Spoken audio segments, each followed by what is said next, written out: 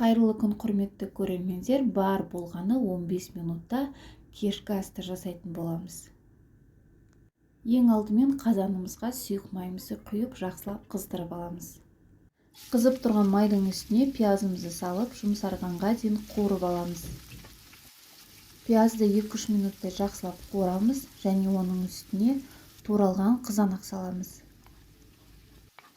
Қызанақ пен пиязды жақсылап тұрып, суы шыққанға дейін қуырып аламыз. Келесі бізде картошка. Картошканы да орта көлемде турап, 2-3 минуттай қуырып аламыз.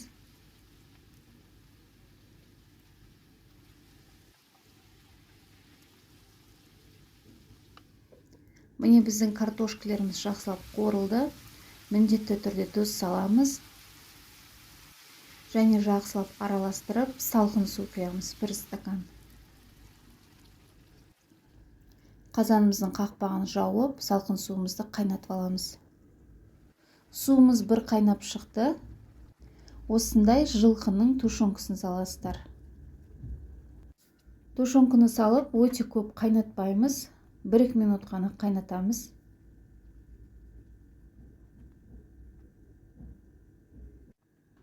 Суы аз десеңіздер, тағы да су құйсаңыздар болады. Міндетті түрде дәл осы кезде тұзын көріп алыңыздар. Менде осындай макарондар. Енді макарондарымызды қайнап тұрған судың үстіне орналастырып шығамыз. Ешқандай орталарын ашпай, тығыздап орналастырамыз. Біздің макарондарымыз жабыспайды.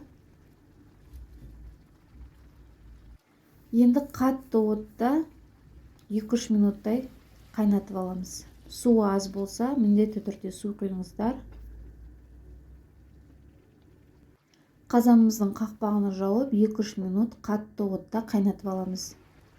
Міне біздің суымыз қайнап шықты. 2-3 минут су тартылғанға дейін қайнатасыздар және баяу отқа 10 минутқа бұқтырып қоясыздар. Бар болғаны 15 минутта өте дәмді тамағымыз дайын болды. Тамағымызды жақсылап бір шетінен ыдыстарымызға салып шығамыз. Мен осындай үлкен бір ыдысқа барлық макарондарды салдым және үстіне подливасын салып, кез келген өздеріңіз ұнататын ас көктерді салып, дастархандарыңызға ұсынсаңыздар болады. Өте дәмді тамағымыз дайын болды. Асығыс кезде бар болғаны 15 минутта жылқының тушенкасынан, яғни бұқтырылған еттен өте дәмді кешкі астың жасалу жолын көрсеттім. Міндетті түрде сіздерде дәл осы рецептпен жасап көруді ұмытпаңыздар. Отбасыларыңызға сөзсіз ұнайтын тамақтардың бірі, өте дәмді әрі жылдам жасалатын тамақтардың бірі болды.